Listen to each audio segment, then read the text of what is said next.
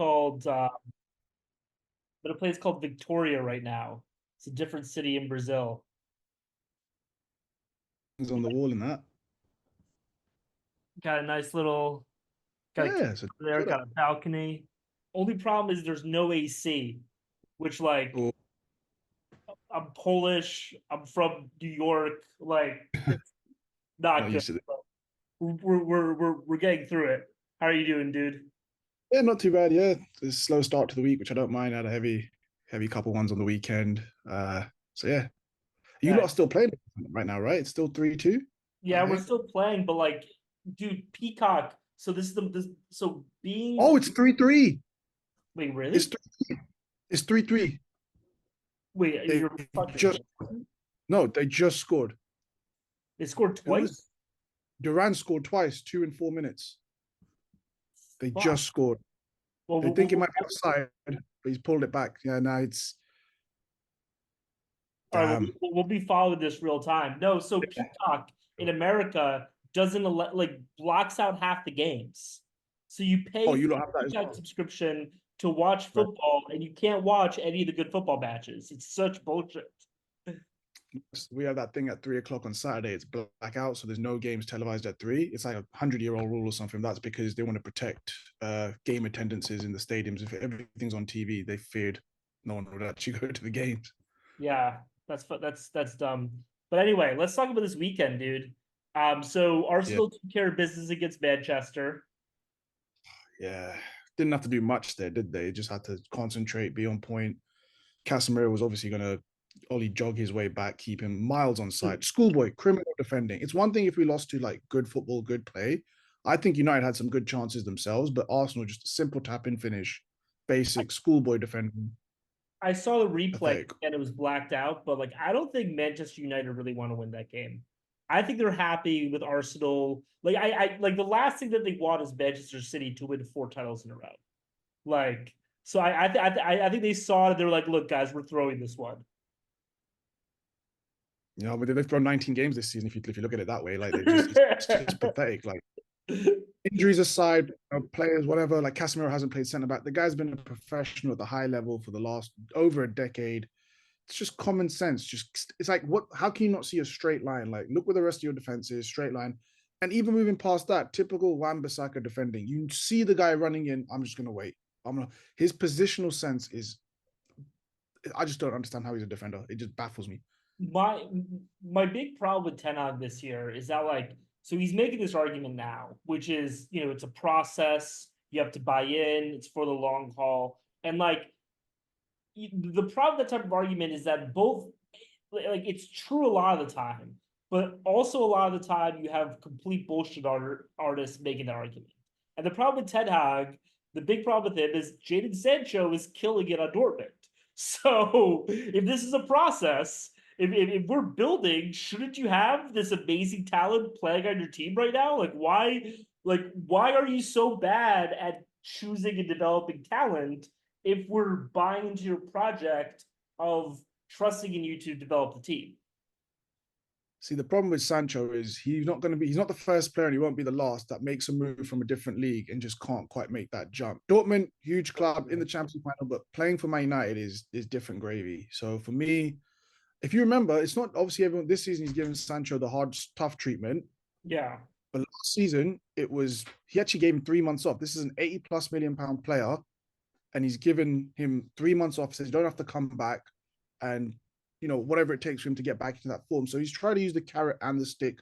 Hasn't been able to get through. Sancho has had a history of not having the best attitude, always showing up late to training. Dortmund have had their own complaints about him back in the day. yeah. Started from his academy in City, so maybe there's a great player in there, but maybe the right circumstances. Maybe he's one of those players that can't take criticism, i.e., the Pogba versus Mourinho scenario we had a couple of years Plus, prior. it was Ole Gunnar who first sat him on the bench, which I thought was weird. I was like, why did you guys? I like my Especially group chat was like exploding. Like, you paid 100 million for this guy. Why is he sitting on the bench? not just 100 million. This is the player Solskjaer was pining for multiple transfer windows. This was his guy. It was his marquee signing. He Yeah, really wanted him. It would be that, pacey, that exciting type of winger we had back in the 90s under Fergie. He was that Man United built player. Yeah. So Did yeah, it you, started off with you have any Solskjaer. idea why that happened? Like why Ole Gunnar sat him the way that he did?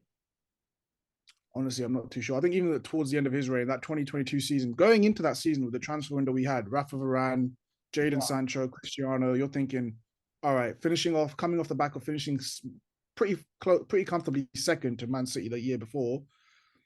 Maybe we'll go for the title, but we didn't take into consideration at the time. Liverpool were just decimated with injuries that year before. So us finishing second, it wasn't a very full strength Liverpool team. City obviously ran away with it, weren't even close to challenging them. So it was like a sort of a fugazi of us, like, oh yeah, we're second, let's kick on for first now. Wait, Having the transfer window we had, Was Ronaldo during the winter or was he at the end of summer? Do you remember? the end of summer. So Okay, it he's like the last was day, kind of. I remember it being the end of the Euros when England lost the penalties to Italy. Sancho and Rashford were two that missed it. That was those United players at that time. Sancho had Yeah, signed that summer. Varane was the one that was kind of taking a while, and then the Ronaldo saga was right at the tail end because he was going to City, and yeah. then obviously Sir Alex had to jump last minute, like, come on, just pop over here, and we weren't really looking for. We actually wanted someone like Haaland, but that we know how that went down. We took Ronaldo, Haaland went to City the year after, and the rest is history. By the way, speaking of that summer, I know it's weird that we're talking about the transfer window from 2 years ago, but fuck it. I was thinking about this today. Harry Kane, because City were willing to pay 150 million for Harry Kane, and if they would have gotten him, it wasn't them. It was Tottenham. Tottenham said no, and had they paid 150 million for Harry Kane, they wouldn't have won the Champions League, and they wouldn't have won the EPL either, because Harry Kane can't win tournaments. The curse, yeah. I mean, Harry Kane actually first time sat down with the chairman and said, I want to go to City. He didn't give in a full transfer request or formally put it, but he let the feelings be known, according to the reports at the time, that he was looking for the move to City. He was ready to win titles. The problem was, like you said, Daniel Levy, tough, probably the toughest negotiator. Yeah, Tottenham won't go for anything, especially not if they did eventually let him go to Bayern, but that's also because of the fact that um, they didn't want to sell to an English rival. So yeah. they were like, he's going to go. He's definitely not staying in the Premier League. Same thing with Gareth Bale when we were desperate to get him at United back in 2013 under Moisey, the first season. So the main thing is when you're Tottenham, we play for Tottenham, very likely that you won't be playing for another Premier League rival directly. You can go Yeah. abroad and then come back to the league. I think that's what will happen with Harry Kane potentially. He might do another year at Bayern and then just decide, okay, I want to come back. If he doesn't win at least the league title next year, which then I will start believing in the curse. Then if he doesn't win it next year, then the Yeah, curse is I real. mean, like, I, I don't think he can win an MLS trophy at this point. I wouldn't think it would count. Yeah, it'd have to be a European title. No offense to the MLS. It'd have to be a European title. And then ideally, a top three league, either Spain, Germany, or Yeah. England.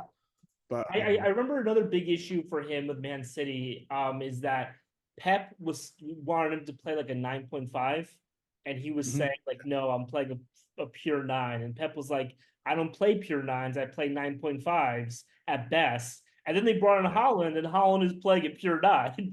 Like yeah. Holland doesn't play defense; he doesn't press. Like Certain players you have to adapt when they're that good, generation talents like Erling Haaland. Are you gonna take away those extra 20 goals and make him play your way, or are you just gonna let him sort of run the that's show, true. get 60 goals a season, and Have you seen him dribble? Like I've seen him like try to play wing a little bit, and he is. yeah. I'm pretty sure I dribble better than him. Like the guy is like, it looks like he's falling over whenever he dribbles. Like, Well, given that size, he's 6'4". He's built like an ox. Sometimes it doesn't always look the most graceful. You have obviously the more the Brazilian, the flair, but the young sort of Portuguese players as well now that are coming through the sort of Bernardo Silvas where they're 4 foot tall, but they yeah, glide on the ball. Haaland with his pace, power, and for me, he's that little Ruud van Nistelrooy style of 6 yard box sharpshooter. He can score obviously outside the box or within the penalty area as well. But that's at 0 to 6 yards, headers, the quick one touch finishes, absolute marksman. yeah. Most of his goals will come And I'm come not through. saying this as So, a criticism of him. I funnily think enough, he's a great player. Like, I'm just I yeah, like I, I think a pure nine is like people underrated. People will just be like, oh, the guy just sits in the box and gets goals. It's like Well, Right. that's an important skill. Like Yeah, finishing, putting the ball in the back of the net can be the hardest thing for a lot of players. So it's exactly. the main Also, just being in the right position. Like time. how many times do you see it where like a winger tosses the ball over and it's like, oh, he's an inch off. Like that Yeah, skill, being there, and it looks like an accident. Like it reminds me of. gambling. Yeah, gambling at the back and then timing of the run, like you said, it's literally what you're describing. It's not just being there, but timing when to be there, staying on side, meeting the Yeah, trajectory of the ball at the right time, being that yard, make sure you're not that yard off or overhitting it or getting there too early, even. So, like I said, that's that natural instinct that 100%. sometimes you can't even teach. You either have it or you don't. And it's that strikers finish that they can smell a goal almost. I remember there was a quote about Pippo. I forgot who said it, but he was like, he's not in love with scoring goals. Goals are in love with being scored by him. Oh, yeah. Joe Inzaghi? Yeah, yeah, yeah. By the way, The, it's still 3-3. See, the yeah, that's reason why this is bad is because if Liverpool beat Aston, then Tottenham Spurs. are still in the race, and they're going to Yes. show up at tomorrow against City, and nobody wants City to win. Nobody wants City to win, unless except for That, Tottenham. Tottenham exactly. wants, Yeah. but It's they know really so. it's a very hot take where like I think I saw a joke today. They were like Spurs fans are going to celebrate every City goal tomorrow like it's their own. Yeah, exactly. Well, yeah, top four is great, but do you really want to see Arsenal win that first title in 20 years? You want to see Mikel Arteta with that smug look on his face Yeah. celebrating, hand it to him. So Arsenal historically have won the title at White Hart Lane before when they actually beat Tottenham back in 2002, but this would be the first time Tottenham themselves would be doing them a favor and handing it to them after all this time. So Although I personally, yeah, you can make the argument as a Tottenham fan, being able to say you've won 3 Premier Leagues in 30 years, and one of them is because of us. Like that's yeah, depends how you you get to point of hold that view. over Depends someone's how you head. shape, yeah, yeah. It depends how you scope it. But I for one, I never go into a game thinking a team's going to throw it away, for Yeah. example. But yeah, it's hard for me. City have never won at Tottenham ever. Not this new stadium. Not in the league. They haven't. So Really? yeah, City have never won at the Tottenham Hotspur Stadium since I think it opened in 2019. They've never Who's won refing there. They've gotten tomorrow? a draw before. Do we know? Sorry, Who's refing tomorrow? no clue. Actually, I do not. Did not Because look into there's that. that one ref that loves Tottenham and hates City. Simon Hooper. He was the VAR ref on the Tottenham. So here's the thing: Simon Hooper wasn't just the guy who gave who screwed over Liverpool against Tottenham. He was also Right? the one who screwed over Man City the next week against Aston Villa. Because Oh, you when they lost. remember, Aston Yeah, Villa, Man City was about to beat Aston Villa, but then they called the foul on Grealish. No, no, wait. yeah. They called the foul on the Villa player when Grealish was about to Mid. score the goal, and they didn't call advantage. It was like, oh, it's a mistake. That's not a mistake. Like Yeah. you did that specifically to help Aston Villa. VAR mistakes Super this year. refing that it might be 10-0 Tottenham. Let's see. Let's see. I'll be very intrigued to see. Like either way, I'm just happy it's going down to the last weekend of the season. It is exciting. Obviously, the Yeah. odds are strong that City just win both their games and blow them out. But this little storyline of it had to be Tottenham at the Tottenham ground where City have never won. Something has to give one way or the other. So we'll see. It'll be an exciting game tomorrow. Ange Ball as well against Guardiola. It's going to be a great game to watch. It'll be a fantastic watch. Speaking of Um, winning games, this is a really terrible transition, but Leverkusen. Great transition. I mean, 49 games unbeaten, matching Arsenal's Invincibles record. Obviously, this is in all competitions for Leverkusen. Arsenal was strictly in the league over the course of a season and a half or whatever. United were the ones that broke that record. I always like to remind everyone, yep, it was at Old Trafford. We beat them 2-0. We ended that game record at 50.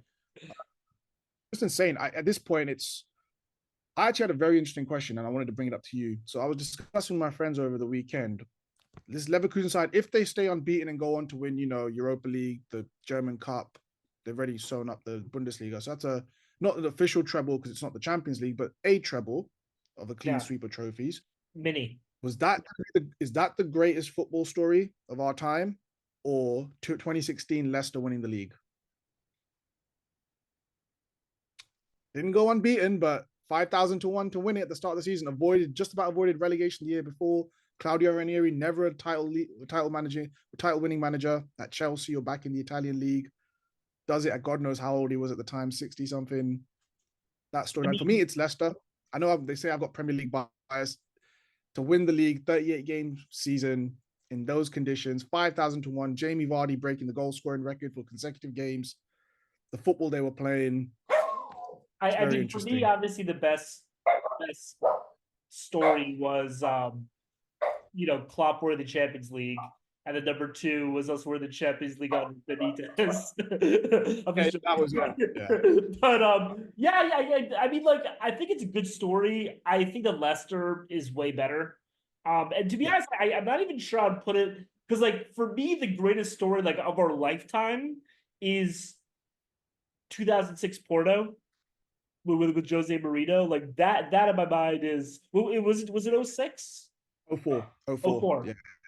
Oh 04 I remember. Mourinho with Yeah. Porto, like that in my mind is the greatest football story of our life. Like, winning a treble Yeah. with a tier 3 league, and Mm. it was his second year because the year Yes. before he won a treble with Europa.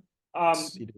so basically, like if Leverkusen, you know, win a treble next year, then Including the champion. Yeah.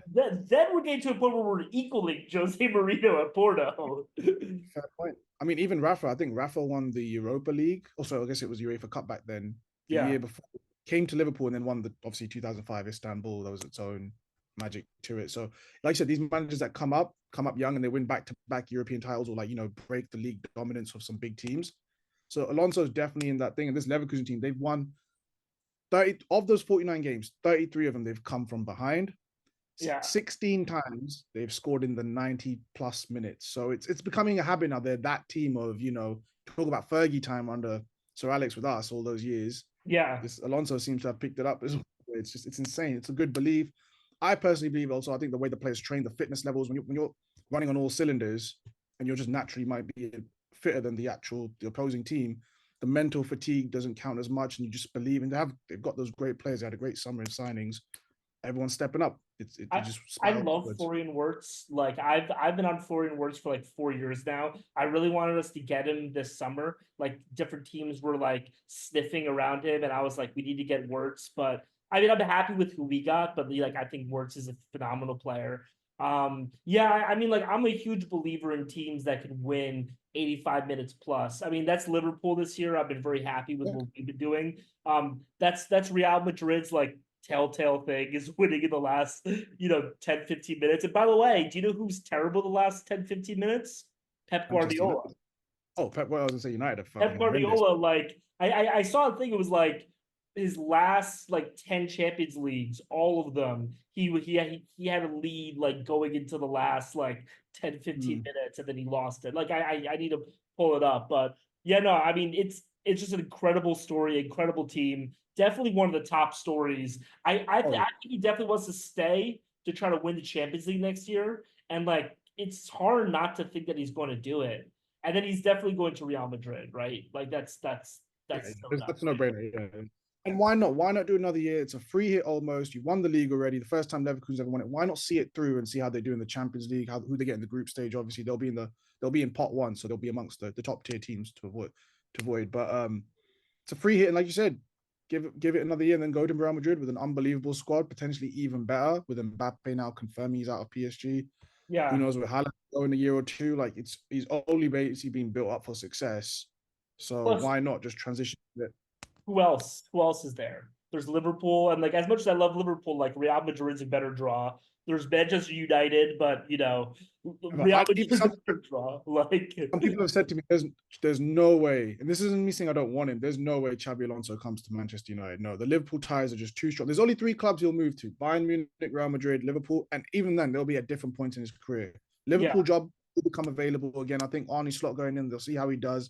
If it doesn't really live up to the heights of Klopp, which is a very high standard already, then who knows? After a couple of years at Madrid, Madrid fans are quick to forget as well. I don't care what they say. They boo the likes of Ronaldo, as you mentioned before. They'll turn yeah. as much as they play now. They'll turn on you. Luka Modric was voted the worst signing ever after his first season there, and then goes on to have the career he has. Kind of, where you're at with these fans. They're so spoiled by seeing such great success. Sometimes they forget. Yeah, I mean, one thing about Liverpool is that like our coach, I think I looked at it like we have had like 6 managers since 1988. or something like that. Like it's really crazy. So what I Yeah. think he might do is Real Madrid, Bayern Munich, and then like that'll be like 6 7 years, and we'll finally fire Artie Slot, and then he'll come in and he'll be the White Knight. All right, so Yeah, he could. I guess like the headline, I sent over this PowerPoint. We can share. Or we can just talk about it. Like, Dortmund versus Real Madrid. The line, Yeah. the betting line right now is Madrid has a 75% chance. What do you think about that? Do you think that's too high? Do you think that's too low? Do you think that's just right? I think it's a little bit low. And again, this isn't me. Everyone thinks it's sour grapes because obviously the Sancho situation. I wouldn't mind if Dortmund won. Obviously, Sancho, whatever, however I feel about him as a player, or as even as a professional. Dortmund winning would be great for football, but I just don't see how you get past when you look at when you break down the teams, when you look at the tactics. How Madrid have been here time and time again. Even the I was watching highlights of the Bayern game again before. Obviously, we were gonna have the chat. The way they set up that 4-3-3 or even that 4-1-2-1-2, however they set it up, so basically what happens is their wing backs, it's just so well positioned, they're so well drilled. They'll just create the width with the wing backs so that Vinny and Rodrigo, as I mentioned before, that Brazilian style, that relationism, they'll stay touch tight enough where they'll have the little flick and trick. They'll isolate the weakest link of the back four, whether that's a Yeah, right back, your right center, and they will just pummel. So in the Bayern game, it was on the left side. They overloaded. That then freed up Cruz to play the crossfield pass to, as I mentioned last time, Carvajal, chest it down, find the players. He's got a good cross on him as well. So Carlo Ancelotti's got him so well drilled and so well structured that they'll have 2 3 ways of breaking this Dortmund team down. And the one thing Dortmund have in their favor is the legs and the energy and the enthusiasm to run. They will have to defend for their lives and just counterattack the shit out of Real Madrid, who yeah. themselves are very good at attacking as well. So I think 75% is actually low. I thought they'd be up in the high 80s if I'm being honest, So personally. my one of my soccer group chats, my friend asked me like, what are the chances that Dortmund wins? And I put it at like 5 to 15%, which for me, Mm. like 85% chance Real, like that kind of makes sense to me. Uh, but I was thinking about it this week, because we were talking earlier, so I was thinking like, and like let me make the case for Dortmund. This Sure, is yeah. this is how I think the Dortmund can win. Okay, so we both know Real Madrid loves to play counterattack, right? And like if Dortmund says like, hey, we want to control the ball, Real Madrid will be happy to give it to them, right? So Dortmund can conceivably control the ball for like 70% of the game without much fight from Real Madrid, right? So Yeah. Real Madrid's two center backs, like like Nacho and Mendy. I mean, I know that Mendy's the left back, right? So let's say that like Dortmund's game plan is having Sancho and Brandt attacking Yeah. Mendy and Nacho. You'll probably have Sure. Cruz out there, and Cruz and Yeah. Chouameni, and Yeah. Chouameni is a good defensive mid, but he's not there yet. And Cruz is more of a Mazzala, right? So he's not a great defender, right? So what you'll have Julian Brandt, Jadon Sancho, and Sabitzer, who's a great creating defensive midfielder, basically attacking Mendy over and over again. Now the big problem for Dortmund in my mind is their back.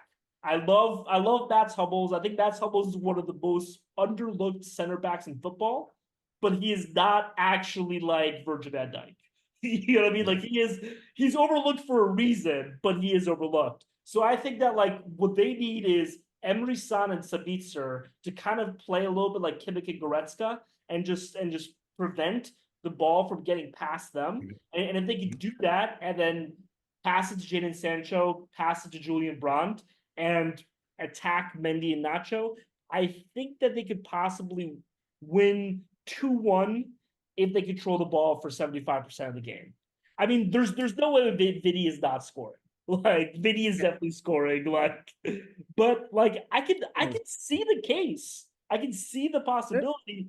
And by the I way, mean, like a possession 4-2-3-1, in my opinion, the most important position in that formation are your defensive midfielders. Again, yeah. think about Bayern Munich, Kimmich and Goretzka. They are the center of that team.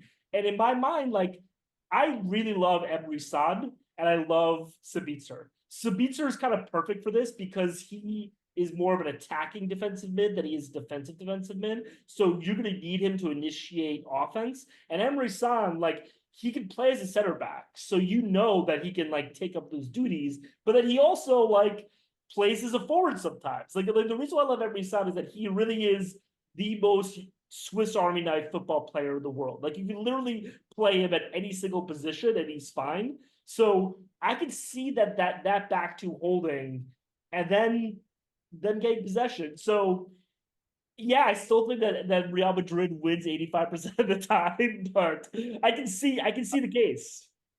I would agree. I mean, there's a reason Dortmund are in the final. They're not just schmucks. They might not be as big as Madrid, but they made their way there. And the PSG second leg showed you exactly how. I really think, with especially that Tony Cruz side of things, I don't know how they do it, but if they can sort of disrupt his style of play, disrupt his flow, Julian Brandt's a big boy. If he can sort of maybe if Dortmund turned into a bit of a more of a physical battle in that midfield and just kind of bully and disrupt that sort of clean style of Real Madrid, that slick play, just play a little bit dirty, maybe disrupt Cruz, get in his face a little bit. Julian Brandt's a big guy. Sancho and like you said, Sabitzer with the legs, just really pressure that left side. Mendy will be out wide. Nacho, not the quickest, not the decent cross for the ball, but not up there. Stop the ball, maybe even come into Cruz or really just box him in and make him make those quick decisions, bully him a little bit, give that old school Premier League feel to it from the early 90s. Yeah, Disrupt the play, they would have a very good chance. I think Sabitzer is crucial. Emre Can, like you said, he can play in that back three, in that 4-2-3-1 as well. So like how Madrid split almost, they could do that. With the fullbacks, I believe it's Ryerson now at right back at the moment. yeah. And Ryerson and Matson. I honestly don't Matt, know that much about them. honestly, Matson from Chelsea has been a revelation. He's good with his feet, gets up and down the pitch, solid defensively. That was a bit of a strange one, Chelsea letting him go. I think they could have really used him this season at left back, especially. Is he kind of like a Zinchenko? I hadn't seen too much of him before, even at Chelsea. He was very highly regarded. I'd say he's a much better defender than Zinchenko. And I think he's a better version actually, because I think he can Oh, attack as well. He's good feet against PSG. But I think he's more defensively sound mentally than Zinchenko. He oh, doesn't lose I control. meant more like he was a backup on City, and then he went to Arsenal, and he did Uh, more. Is that kind of like uh, Matt is with Dortmund? yeah, well, definitely. I think, yeah, because with Maxwell at Chelsea, obviously Ben Chilwell's had been unlucky with injuries, and then they had the left back they signed now. I can't remember. So they have a few options at left back. Matson was then sent on loan. They were looking to offload him. He's gone on loan to Dortmund. I don't think even Dortmund were expecting as well as he's flourished under them. And Dortmund are that team. Like I said, look at Sancho. They bring the best out of the players. They give them the opportunity to trust in the youth. Yeah. Matson will be crucial. I think Rodrigo will have a big game in the final, actually. I think he always, like I said last time as well, he goes a bit under the radar, but I think he'll have a big part to play. Vinicius, obviously, Bellingham. It's crazy. Bellingham coming back to England in his first Champions League final in his first season against, of all teams, his former club. So it's Yeah. almost written in the stars for a perfect fairy tale ending for his first season. I do have to say one thing I like about this Dortmund team is that they're all cast offs. Like Yeah. all of them, like we just said, Mats with Chelsea. Emery San has been bouncing around, football Yeah. for 10 years. Even though he, again, like I love him, but like I don't even know what team he was on before Dortmund. Like, do you Went to know? Juve he went to Juve from Liverpool. I don't Yeah, know how many years Juve, and then he bounced. Yeah. and then Sabitzer, he was at Leipzig, and then he got sold to Bayern, and he was going to He be was like a new Kimmich, and then he Yep. just never got playing time, and then he went to Dortmund. He um, was at United all season in January. He yeah, got injured towards the tail end of the season, but I thought he was brilliant for us. It was exactly what we needed in midfield, just an upgrade to Fred. And he scored a few goals against Sevilla in that first leg. Obviously, we went on to fuck so that tie up and just think Martinez. about that version. Does Fred have like the Glazers' children locked up in a basement with a gun to them? Like, how does this guy get on the fucking pitch as much as he does? Like, like, He like, just, does he have like pictures of them like diddling kids? Like, how does Fred get as much time I as? think, I think Fred is a good trainer behind the scenes in training. He's always got a smile on his face. I think he's a hard worker, and every manager he's played under, whether it's Jose, Oli, and then even under Ten Hag, he built enough goodwill where like they were like, okay, he's the best of the bad options. With all due respect, like yeah, Fred will at least run around a bit. I think similar to what McTominay started earlier in the season. They're like manager doesn't fancy him, but then he comes up with some big clutch moments early in the season. Okay, regained my trust because these guys were on the selling block. Like we were trying to get rid of McTominay in the summer, and now like he captained us yesterday in place of Bruno. So with Fred, Who I was that, think it who was was that Dutch player that you guys got rid of? Donny van de Beek. Yeah. uh heartbreaker. So that one again, Solskjaer didn't want him, but he was kind of just pawned onto us. Brilliant player. Solskjaer didn't play him in the early stages, then he's had a few bad injuries. And honestly, everyone's been talking about Frankie de Jong, part of the Ajax team that obviously got to the semis back in 2019. But Donny van der Beek was massive. He was when we signed him, I celebrated. I couldn't believe we got him. This is not a Man United Glazer signing. This is a smart move. How the hell have we managed this? But in fact, I Ollie didn't remember want him. I remember like seriously like every time I watch a Manchester United game, either like I would think, why doesn't Danny Van de Beek play more, or why are they not playing Danny Van de Beek? It was one of those two thoughts going through my mind. Like, Barely played at the beginning of his career, and then he had a few injuries. And then we started throwing him at the deep end at random weird times, and he didn't have a good game. So, like, imagine you play once every 10 games, and in that one yeah, game, you just a day, and then you get painted with that brush that he's not ready. He's not ready. This is why I didn't play him the first 5 games. I think a player of that caliber that comes from an Ajax team that's so well drilled, play him early on so that while he's still fresh and got them legs, if you bench him and he doesn't play for the first 5 months and then you bring him on when he's out of his rhythm, what do you expect in a tougher league, in a more fast-paced league? Like, you got to know how to manage the player. but by the way, So I think that's basically what happened with Sancho. Is they brought him in, they said you have to ride the bench, and then like he lost his rhythm, and then he started eating, and you just don't want to win take the players league. on. He just didn't take players on. I just didn't know. He was a bit. He was like he was in himself. First season, fair enough. We'll cut him some slack. Second year, he started good under Ten Hag. He was on fire the first 6 games, and then it just kind of tailed off. Ten Hag then gave him that time off. He thought, okay, this is good. The manager's put an arm around him. He just never really figured out. And then again, similar to Jose, some of these managers think, okay, if the carrot's not working, let me use the stick. Came out, said, he doesn't train properly. That's why he didn't play against Arsenal. He took these young players now, they're snowflakes. He takes it the other way, goes on a Twitter rant, goes upset, accuses the manager of lying. And then, the rest is history. We either back the player or the manager. And I, for one, even though Sancho's doing well at Dortmund, I'm glad we backed the manager. I want the bad apples, the bad seeds out. Here's my question. So Sancho's loan expires on May 31st, and the Champions Yes. League final is on June 1st. Does his loan expire on 31st? I didn't even know that. So like the term of the loan ends, but like Mm-hmm. they can allow him to continue playing for Dortmund. Oh, But Ten I call know. back. Does I Ten know what you're Hag call Sancho back on June 1st? You know what? I'm petty. I would. I would do it. I think they put out a tweet last week when they got to the final, and they made like a song and like a little meme on Twitter about how he's really good and don't listen to haters outside, i.e. Ten Hag United fans. And Yeah. he just wrote all facts, like he commented. So just for that, like I'm petty. I remember these things. But you know what? Come back. You know what? You got to train as well. We're gonna watch the game together. You're gonna watch that team and win, and you don't get the medal. While Obviously, you're running laps. yeah, like double laps and taking on some players and training like you should have been doing for us, like you've been doing for them. So One obviously thing, we'll definitely let him play. We'll obviously want to watch him play, so they'll let him play. I'm sure. one thing that's funny is like I remember like in FIFA, after his year in Manchester, his speed level went from 87 to 78. And I was like, how Yeah, did this guy get so much slower within 1 year? Like, our facilities aren't shit. Our gyms, our training facilities, our stadiums leaking. So clearly, we sign players and we make them worse after a year. So we ruin managers. So the only one that's profiting are the accountants and the Glazers' bank accounts. Everything else has just been downhill for 10 years. So not surprised at all. Not yeah. surprised. I mean, I'm scared because as a Liverpool fan, like, Arnie Slot might be good, but more often than not, it ends up being a shit show. You know what I mean? Did you notice that Julian Ward is back now as well? That whole department that ran you guys and made Klopp didn't want Mo Salah. It was recommended to him by the data-driven team, which you guys are now bringing back.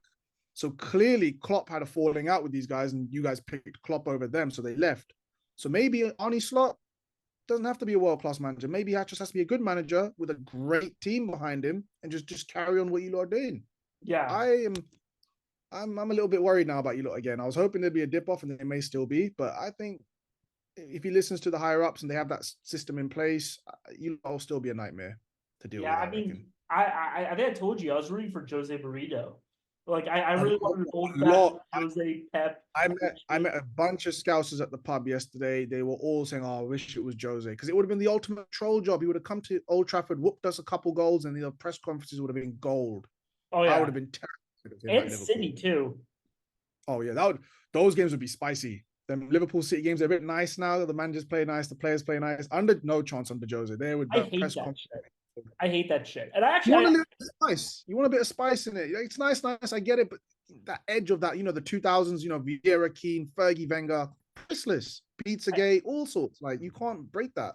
I actually just wanted to ask you about one last thing, and our time is running low, but we could always like start a new Zoom. But Of course, Vinny. yes. So Vinny is a little bit, how should I say, likes to complain a lot. Like, what are your thoughts on his complaints about the fans chanting? Now, obviously, it's been a huge problem in the game for donkey's years. I can't speak on the Spanish fans. I've only ever been to one game in Spain years ago in Seville. It was against Real Madrid, but this is before Vinny's days. I Yeah, didn't hear anything crazy back then. It's not great, but at some point, the more you give it attention, the more it's gonna like some people will rise to that challenge. Oh, you don't want us to sing? Now we're gonna sing louder. yeah, One thing I don't like is he seems to have almost doubled down. And even in the game against Bayern Munich, every corner, everything, he's telling the fans, sing louder. Like, yeah, bro, they paid their tickets. They're singing. Don't worry. If I'm a fan there, and every time the ball goes out, he's almost telling me I'm not doing my job as a fan, I'd yeah. go the other way. All right, score, do something, and I will celebrate. You've won a corner. We haven't scored. And Yeah. Bellingham, all the players, they just kept rising to the crowd. It's kind of cool, but I'm maybe I'm an old man now. But by the way, I was at a Real Madrid game, and I saw this. I recorded it. Is this me or you? I feel like. Can you hear me?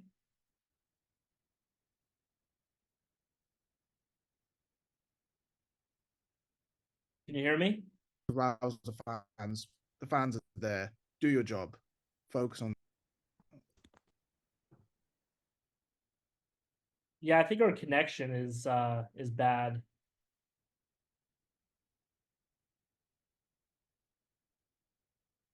Can you hear me? Hey, yeah, sorry, I lost you there for a second. Yeah. No, You but thought it was my. I I was I about I, to go. I completely agree with what you're saying. By the way, look at this video. This is a video I recorded in Spain. Yeah. Oh my goodness. Jesus Christ. Well, at least he's doing it with the wrong arm, at least. If it was the left arm, it'd be even worse. I'm pretty sure it's the left arm. Yeah. Yeah, he's doing stupid shit right on. To do it with the right arm. Yeah. No, no, no, That's I mean, strange like, to see that. That's pretty surprising to see that in Spain, actually. so one thing I always hold over the Real Madrid fans is that Real Madrid was like started by Francisco Franco. Franco, yeah, General Franco, who had his own thing with Catalonia and what made them Yeah, wear stars as well. The Catalonians had to wear stars so they could be identified. That's what made Barca so epic. So because that going into the game to watch Barcelona Football Club was where they could actually embrace the Catalonian heritage and be proud. So yeah, you're right, 100%. But there's some deep dark roots seated in between the some of the success, let's say, of those first few years. yeah, which led to everything else. Which, as a Liverpool fan, I used to just scout the entire Real Madrid. But no, I mean, like, one of my general feelings, like, and this is why, like, you were talking about the rough and tumble football that kind of like spurred me to think this is like, obviously, like, I don't support racism. I think that throwing bananas and stuff is terrible. I'm not Yeah. doing any of it. What I will say though is that, like, I think that to a certain extent, like, we're policing fans a little bit too much. And I feel that, like, fans, like if you think about it, like a fan is like a plumber who's working 60 hours a week, scrounging together all their money so they can go watch this Real Madrid game. And at the end of the game, like, you are an overpaid 21-year-old who's here to put on a show.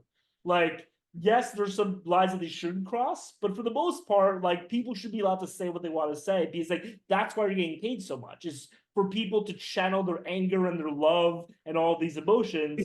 That's your job. It's an emotional state. So you're not talking to rational people. It's a split second moment, and I'm pretty sure ask him again in 2 to 5 minutes, even 10 minutes later, like, are you proud of that? Like, I wish I hadn't said that. You know what? That was a stupid moment. I've Yeah. been to games where no need to police the fans. The same group of fans would so one guy would say something stupid, another same club, different set of fans, and like, what are you doing? And would actually tell the stewards, yo, eject this guy, get him out. Like, this doesn't represent. So I think the fans can police themselves, definitely. You don't need to microscopically look at individuals and be like, you're gonna, because again, it's gonna bring riots. People love to challenge authority. more people, more of these like hardcore ultras will come up and start doing. It's always been there. It's always been the game. Ultras, if you go down to Napoli, All right, so this video got cut off for a second because I'm really cheap and I don't feel like paying for full Zoom, which is how we recorded this. So, um, yeah, this is after we get the second recording. but yeah, no, there's Napoli ultras, at PSG ultras. There's always going to be a few bad apples, unfortunately. That's just the nature of the beast. Yeah, And obviously, there's some disgusting habits where people don't like throwing the fruit, the bananas. But then I go back to, Danny Alves once had a banana thrown at him. He picked it up, ate it, threw the peel away. There are yeah, ways, that's a brilliant response. Oh, you can't yeah. get to me. Thanks for the banana. Brilliant. Bit of energy.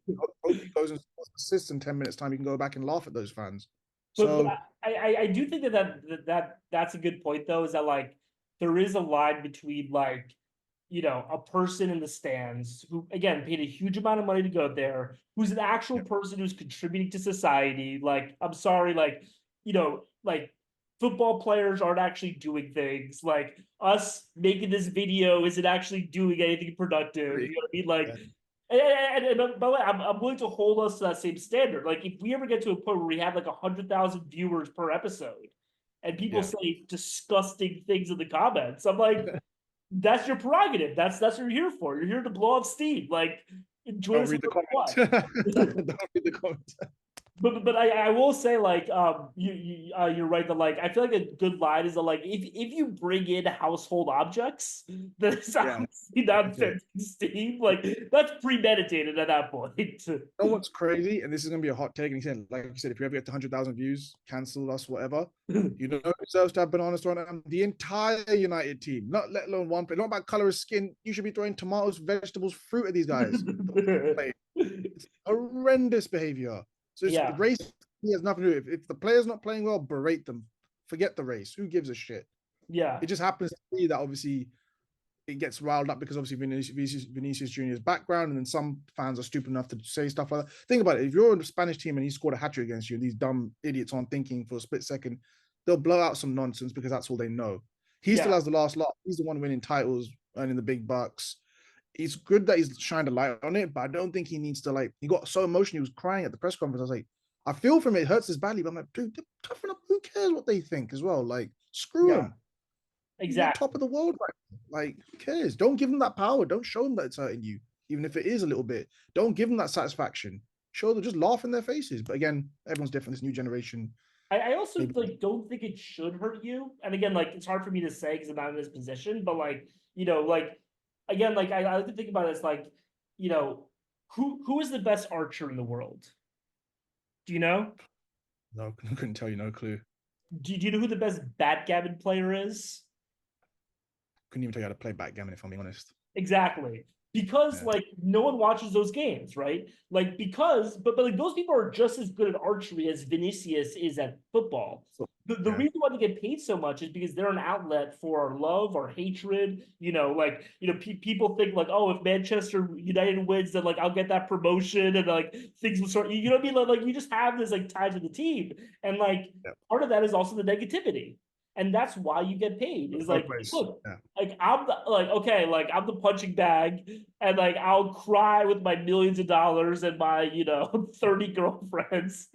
And like you're right, like that should be your response. Just like, bro, like I'm at the top of the world. Good for you. Yeah, yeah, yeah. Like you should be laughing, enjoying it. I mean, I'm not going to get into too much, but growing up in the UK, I used to play on sports teams. I got it when I was a kid. And it upsets you when you're a kid, but Yeah, and it should. When you're a kid, it should 100% upset you.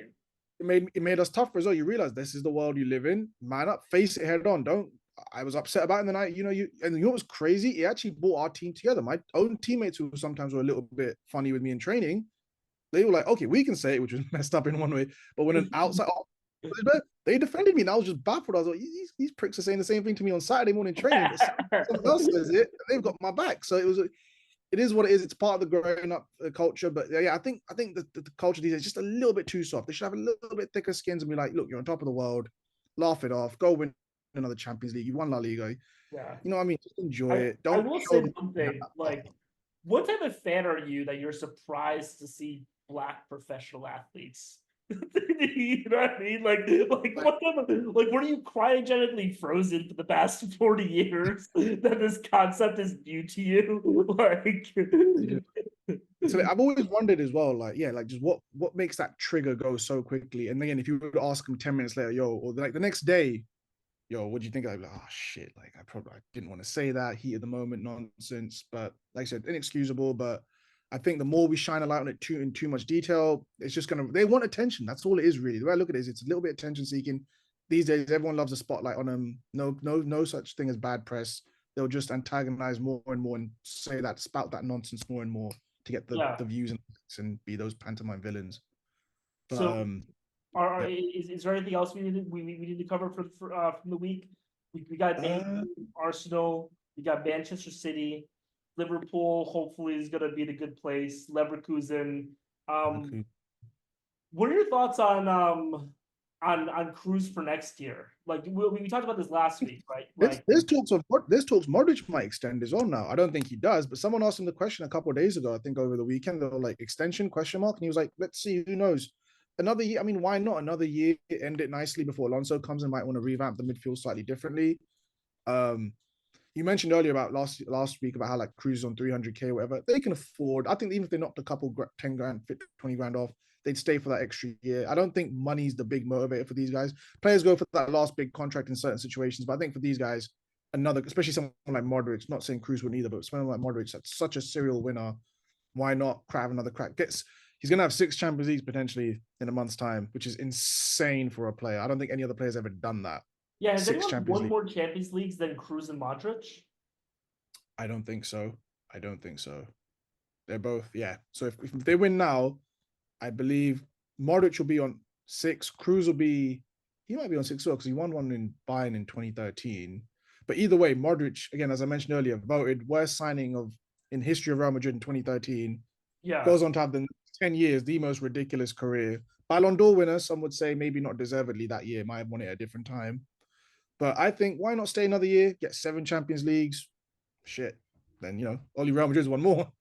Do you remember that pass to I think it was to Vinny against Chelsea in the last like 5 minutes 2 years ago? Do you remember that one? That was insane. The Modric one? Yeah, the Modric one. Was that against Chelsea or Man City? I thought that was the City one, but we'd have to go back and take a look. But I believe it was against City because that was where they nicked it. Right, I mean they beat Chelsea in that run. That Real Madrid team's run of I believe it was all the English teams: Chelsea, Liverpool, City, and I believe PSG as well, which is insane. Like And they in beat the Liverpool. best of the best. Yeah, they beat the best of the best on their way to, and they were unfancied at the time as well. I think Yeah. that was the Benzema won the Ballon d'Or that year as well because he was just getting them important goals. He scored a few against Chelsea. Rodrigo knocked out City, and then obviously Vinny in the final got that one off Valverde's assist. What do you think about this new Champions League format?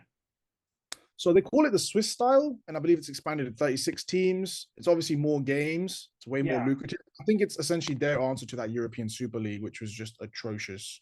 So obviously UEFA knows, and obviously Sefrin and all those guys, they know, look, we can't just say outright no to these Super League clubs because they fuck around and find out, they might just form their own bullshit and then it just plunges everyone into chaos. We Yeah. do have some changes. Um, hey man, the Champions League is just exciting. Screw it. For me, United aren't in it, so who the fuck cares? But Yeah. it's lucrative. It might include more teams from different areas. It's just more expansive. I'm up for it. I'm up for it. As long as that it's not that sort of closed shop of like, okay, these 10 teams are always guaranteed, even though it'd help United in that Yeah. dire circumstance. But as a fan of sport, A, it's atrocious. B, it would just give the Glazers free reign. Like, yeah, screw it. What do we care? We're always in the Champions League. Things would just get worse. So Are you I'm all against for Super League? it. Are you Sorry? are you anti Super League? Anti-Super League, me and my friends, and this is across clubs from United, Liverpool, Chelsea, we were worried we'd have to stop watching our teams. This was insane when it came out, the news. And I credit where credit's due. I believe Chelsea were one of the first to say the fans went outside and protested. Chelsea and City were some of the first to say, nah, screw that. We're not doing this. United and Liverpool came out afterwards and Arsenal as well. It's so anti what the whole thing is about, the whole version of the sport. Like obviously American sports, there's no promotion relegation. That system works for you guys. It has its pros and cons. But the whole idea of promotion, relegation through the leagues, like Villa now potentially being in the Champions League, Leicester when they won the title, when they didn't have a great Champions League campaign the following season, but they were in it. Like it's crazy. Wigan getting relegated in 2013, still won the FA Cup against City, which I like to remember. And then they were in Europa League the year next year, playing in the Championship. Like this is the beauty of the game. It's what's the magic of it. So here's my case for Super League, because Ooh, I actually um my my view on it has changed. So I'll say one thing before I start that like we constantly hear Perez and Barcelona complain about money in football, and that insane, Super right? You League think about it. is the antidote to that. And it's just like, are you fucking kidding me, Perez? Like you're the one complaining, and so like I actually have in one of my group chats, like every time Real Madrid does a signing, I'm just like, oh, I thought money in football was a problem. Like because it's literally like Real Madrid's the one who did this, right? So, but putting that Broken hypocrisy history. to the side, Yeah, right? Putting that to the side, here's my case for a Super League. And I'm not saying the Super League as currently constructed. I'm just saying like a Super League is sure. that the number one thing that I want to see is America care about football, because because I think I strongly believe that if America cared about football, if soccer football was our number one sport versus football and basketball, I think that we would win the World Cup every year. Like I Eventually get, yeah, just based on population and skill set. Yeah. population, talent, like also like the amount of money that we spend on developing talent is Yeah. insane. Like Yeah. people make this argument like, oh, it's a skill issue. It's like you don't think Steph Curry can learn how to dribble. Like so what I really want is I want the United States, but I also want Brazil and Argentina to be able to compete at the highest level, and currently they can't. Also, Saudi Arabia. I don't like this whole breaking up between the Saudi league and the English and the European leagues and then taking players, right? So for me, like every player wants that cup. And right now, the Right. cup that you want to win is the Champions League, right? Like it's not even the World Cup anymore. Like players don't really care about the World Cup as much as you care about the Champions League. You don't care about your league, right? Like that's the thing, right? So what I want is I want a geographic agnostic Champions League.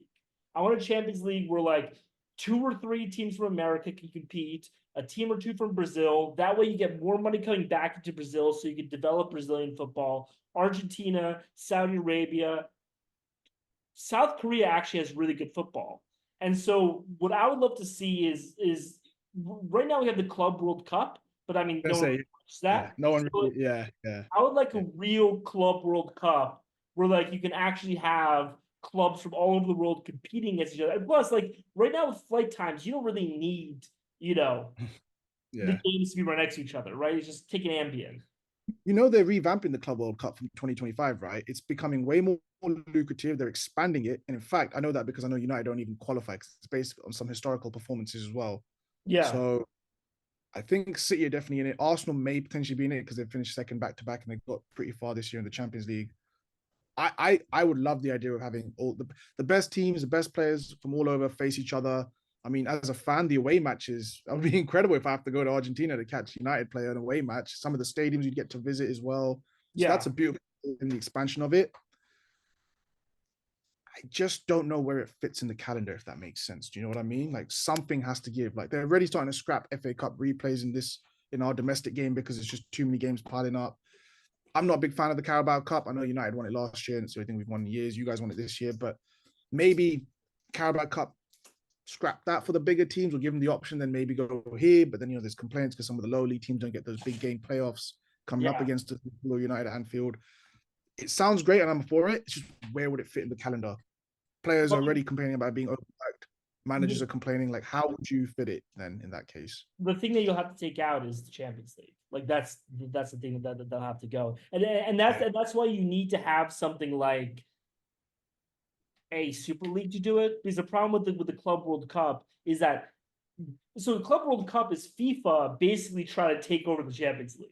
Because even though UEFA is part of FIFA, those two are separate Yeah. bodies that are antagonistic to each other, right? So that's FIFA trying to step on UEFA. But the problem is that there's only so much that they can step. But Yeah. if you have a separate thing and you all at once have 20 clubs leaving UEFA and saying, okay, we're doing this separate thing, then I think you can accomplish it. I just really think that that would be like way cooler is to have truly international football on a club level, the way that the World Cup was supposed to be. Because when the World Cup started, it was international competition, but right now it's like it's not. It's like France and Spain, and then Germany. maybe England. Like So the one question after then is this is would it be closed shop as in only a set number of teams in terms of your historical performance, or would there be a promotion relegation thing where like if you finish top three in your league, only then you qualify for this new expanded Super League? the way that I would ideally like to um structure it is kind of Mm-hmm. do a similar thing as UEFA's country coefficients in Sure thing. and do that and maybe have multiple levels of Super League. That way it's less arbitrary. So maybe have like 3 levels of Super League with country coefficients. Have some sort of Similar to system. like the Nations League, then even Nations League, you have Group A1, A2, A3, things like that. Then B1, B2. So Exactly. okay, yeah, yeah, And like try to give equal weight because like you can't have like ideally let's say you have 20 teams, right? You would mm-hmm. ideally want 10 from UEFA, maybe 12. Because the thing about the Champions League is that there's only really 8 teams that we care about, maybe 10, right? It's Yeah, Real, Barca, Juventus, Inter, Bayern, Tottenham, and then the 4 English clubs, right? That's really all you care about, right? So like we get those 10, and then maybe we get 1 or 2 Brazilian clubs, 1 or 2 Argentinian clubs, 1 or 2 American clubs, and then miscellaneous from Saudi Arabia and Asia. And that yeah, and that gets us around 20. And yeah. like that's and like we know that for the first 5 years, UEFA is gonna kick everyone's ass. Like everybody knows that, right? But now you have Leo Messi in Miami, and like Right. it's not a bad squad. It's an old squad, but you have Sergio Busquets, you have Leo Messi, you have The Suarez, Alba, yeah, Alba, Suarez, right? yeah, Now you have other players, and they're looking like, oh, Inter Miami, I get an automatic qualification to the Champions League, to the the now the formatted one. Champions League, right? Now you get some more players moving in. Now Miami is an actual club, and they're Right. playing against other clubs. Now you have someone going to NYCFC. Now you have other people. Now you have people coming to Brazil, and then we get like truly democratization of football, which is what I really look to see. Okay, so the final argument I have, this all sounds great. The only last argument I have then is multi-club ownership. How do you go about that? Because City Football Group would definitely have have sort of some red flags there with the clubs they have spread around across the world. Liverpool are trying to acquire new clubs as well. That's what they're trying to build, this Fenway Sports Group. Ineos now with FC Lausanne, with Nice, and with us. How do you City Football Group's the first one that comes to mind. Red Bull Group as well, with their separate clubs all over the world. How would you handle that then? Because in terms of you can't have Girona face Man City because there's a clash there. Then there's like what do they call it, a clash of interest or whatever it is, where Yeah, you maintain integrity of the competition. I think you just get rid of Loaded question. I know. Loaded question.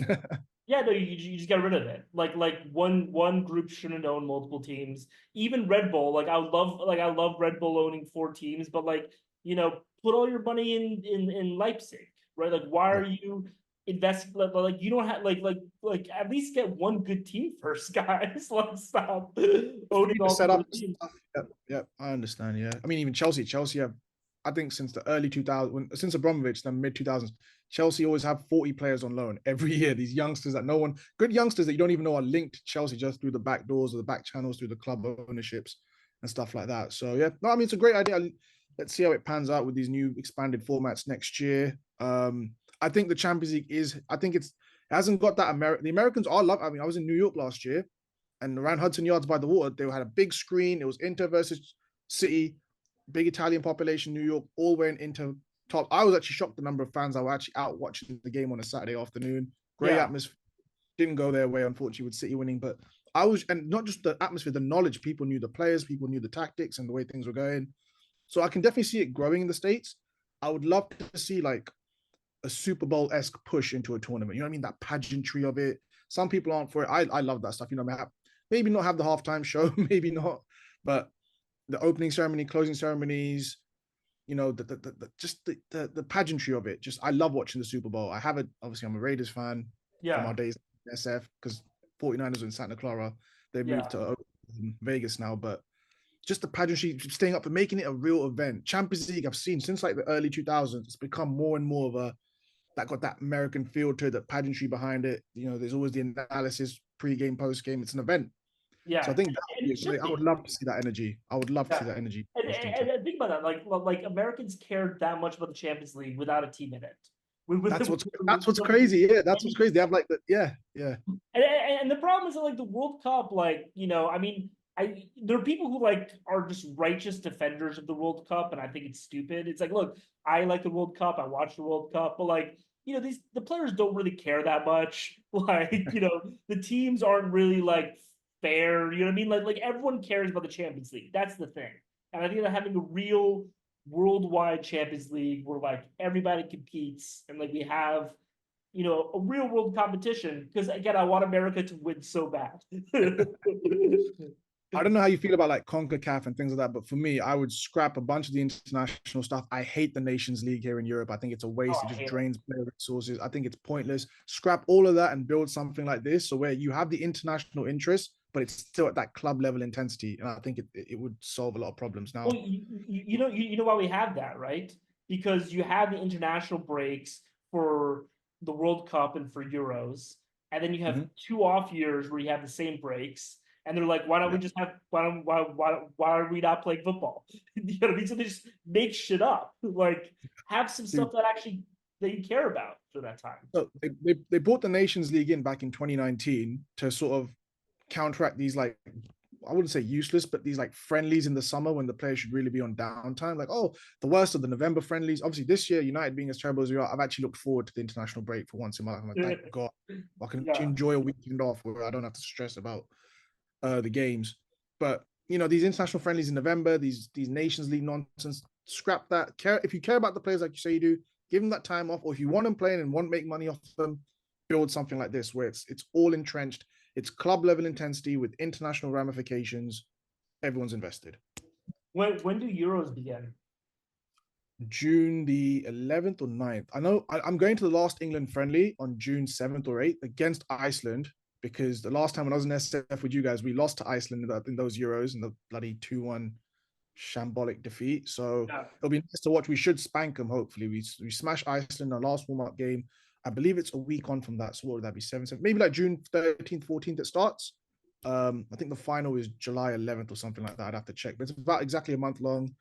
England, I have my views. I think Southgate, bless him, he's done a great job. He's steadied the ship brilliantly. Sack him, don't sack sounds harsh. Relieve him of his duties now. Bring in Jose.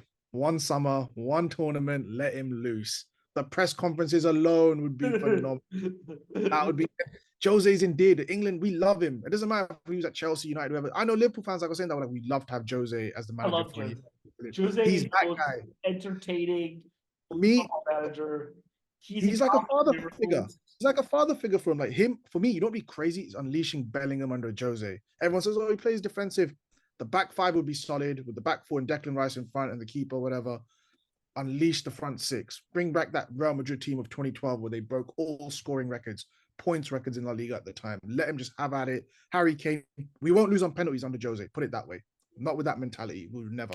What, what was it like? He has a bunch of records on the Chelsea where like I think he conceded like 15 goals in a 15 season, goals all season. Yep. which is the 2005. most in the Premier League by like 10 or something. It's something like We crazy. had we had a good record in 2009, but his was still 15 all season 2005. Up until the recent years of City's Liverpool's madness, 95 points was the record total for points in the league, also in 2005. So he came in and just ran with it. Yeah. So he's I got that in his locker. also like I'm a big believer, and I feel like we need to stop soon just so we have more material for next week. But like one day we'll just record like an 8 hour episode. But Like a stream. I think they call it a stream. Yeah, let's just do a whole stream for 8 hours. streams. FA Cup final stream. I'm down. I'm down too.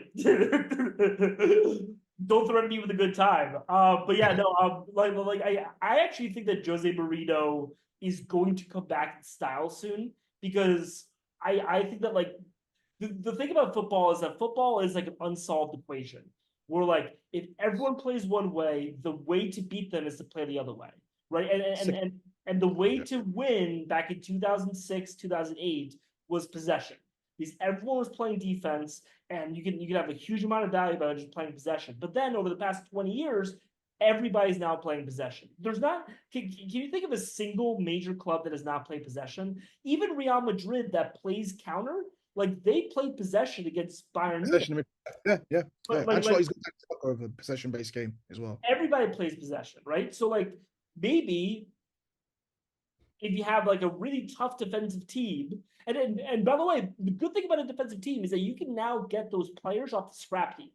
Like you can Yeah. get like really tough-minded center backs for very cheap right now. You can get tough-minded wing backs for very cheap. You can get like a defensive mid who just wants to beat the shit out of people. You can get that for cheap because everybody wants a passing defensive mid. Everybody wants like as much as I like him, everyone wants like a Tyler Adams nowadays. I mean, no one wants Tyler Adams, but everyone wants a Tyler I Adams. know, I know, I know of him. I know of him. He's a tough tackling midfielder, good player. The Leeds did well with him.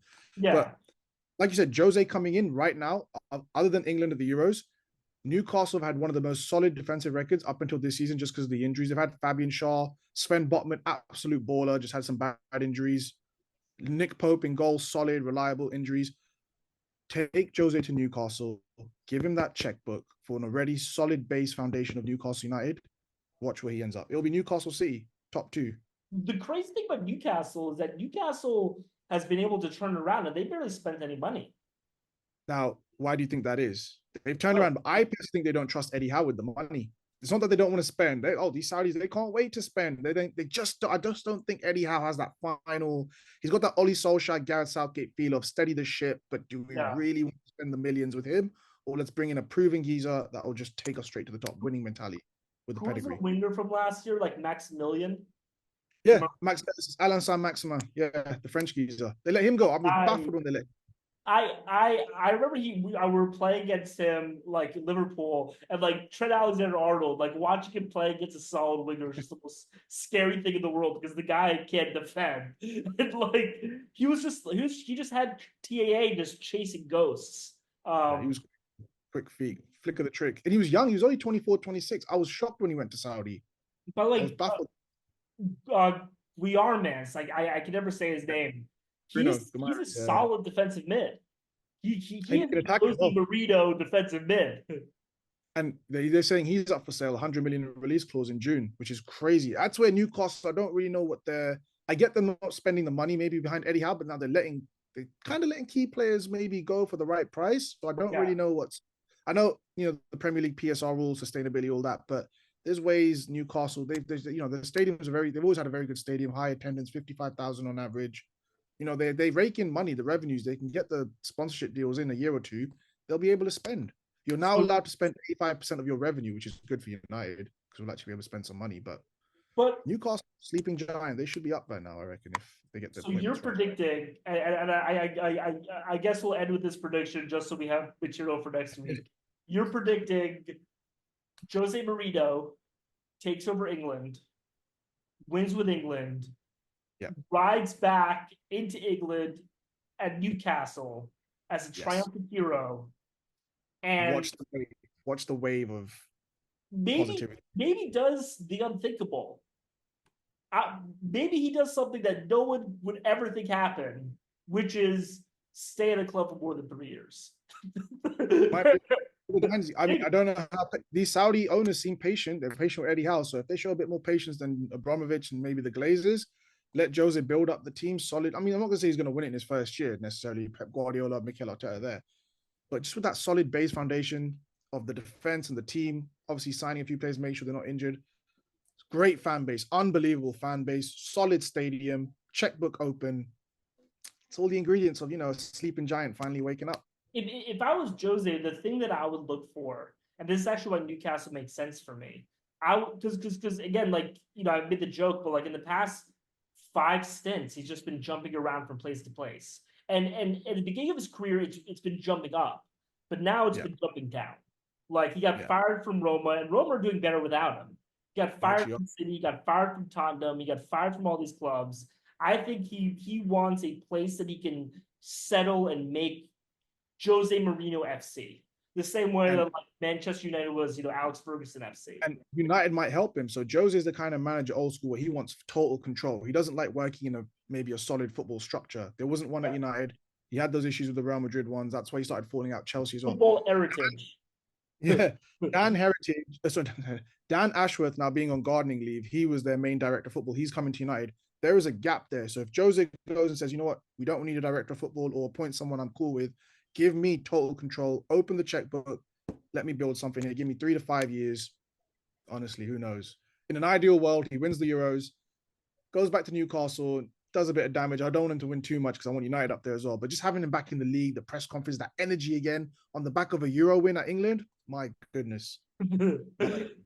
All right. Well, that seems like a good place to end. For people watching, like, comment, subscribe, say some really hateful stuff to Annnnnd. We want the hateful comments. Come on, let us have it. Let's go. On the screen. All right. Talk to you next week. Catch you later, Paul. Take care.